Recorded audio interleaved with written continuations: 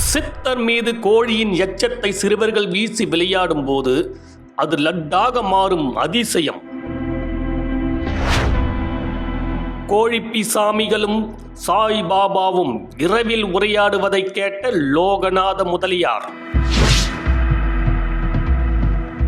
சத்யானந்த சித்தரின் விந்தையை கேள்வியுற்ற ஆங்கிலேயர் கோழியின் எச்சத்தை அவர் கையில் கொடுக்கும் போது அதை மீண்டும் ஆங்கிலேயர் கையில் கொடுத்த போது தங்கமாக மாறிய அதிசயம். ஹலோ ஃப்ரெண்ட்ஸ், நாம இப்ப எங்க போறோம்னா கோழிப்பி சித்தரை பார்க்கதாங்க. யார் இந்த கோழிப்பி சித்தர்? இவர்கிட்ட அப்படி என்னதான் மகத்துவம் இருக்கு? இவர் எங்க தான் இருக்காருன்னு தான் இப்ப நம்ம பார்க்க போறோம்.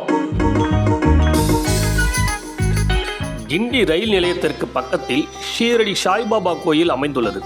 அதன் உள்ளே சத்யானந்தா சித்தர் எனும் கோழிப்பி சுவாமிகள் என்பவரது ஜீவ சமாதி அமைந்துள்ளது. இவரை சுற்றி எப்போதும் கோழியின் எச்சம் இருக்குமாம். உட்கார்ந்திருக்கும் இவர் மீது சிறுவர்கள் கோழி எச்சத்தை எடுத்து போடுவார்களாம். அது உடனே லட்டாக மாறி கீழே விழுமாம். இந்த விந்தையால் உந்தப்பட்ட சிறுவர் பலர் அதை ஒரு பொழுதுபோக்காக கொண்டிருந்தனர். இதனாலேயே இவரை மக்கள் கோழிப்பி சுவாமிகள் என்று அழைக்கத் தொடங்கியுள்ளனர். இந்த சித்தின் பெருமையை கேள்வியுற்ற ஒரு ஆங்கிலேயர் சத்யானந்த சித்தராகிய இவரை காண வந்தபோது இவரிடம் கோழி எச்சத்தை கையில் கொடுத்துள்ளார்.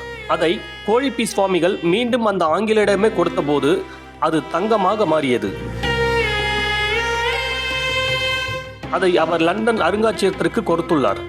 அவர்கள் அதுபோல இன்னும் நிறைய தங்கம் வேண்டும் என்று கேட்டு அனுப்பிய போது சித்தர் கோழிப்பியை தங்கமாக மாற்ற முடியும் என்று காட்டவே அவ்வாறு கொடுத்ததாகவும் மேலும் அவ்வாறு தர முடியாது என்றும் மறுத்துவிட்டதாக சொல்லப்படுகிறது.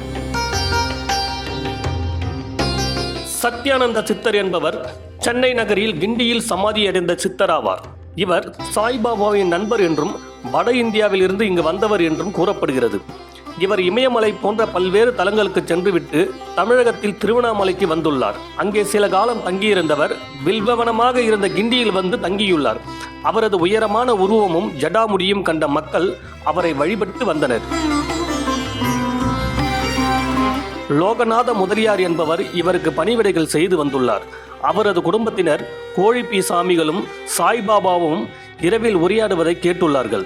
1904ஆம் ஆண்டு சத்யானந்தா சித்தர் ஜீவ சமாதியடைந்தார். அவரது விருப்பப்படி 10க்கு 10 அடிகள் அளவில் குழி தோண்டி அதனுள் சென்று சமாதி நிலை அடைந்தார்.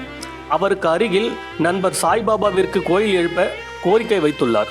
தற்பொழுது கிண்டியில் கோழிப்பி சித்தர் சமாதிக்கு அருகே சாய்பாபா கோவில் அமைக்கப்பட்டுள்ளது.